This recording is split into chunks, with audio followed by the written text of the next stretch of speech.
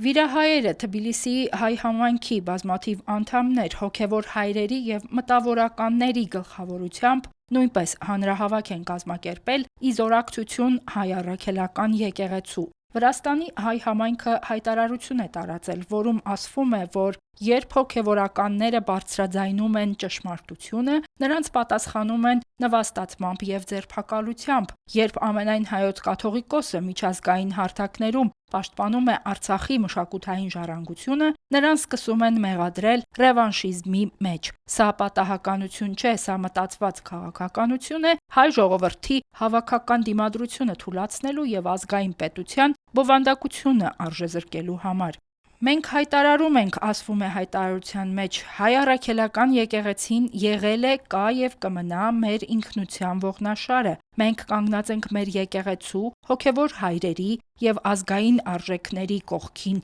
Մենք չենք լռելու, երբ ոտնահարվում են մեր սրբությունները։ Սա մեկ հոգևորականի կամ մեկ քաղաքական ուժի հարց չէ, սա ամբողջ հայ ժողովրդի գոյության հարցն է։ Կոչ ենք անում բոլոր հայերին Հայաստանում եւ Սփյուռքում խոսքով ու գործով կանգնել մեր մայր եկեղեցու կողքին, ընդվզել անարդարության դեմ եւ պահպանել մեր ինքնությունը։ Հայ առաքելական եկեղեցին մեր մայրն է։ Պաշտպանելով եկեղեցին, մենք պաշտպանում ենք հայ ազգի ապագան, ասվում է հայտարարության մեջ։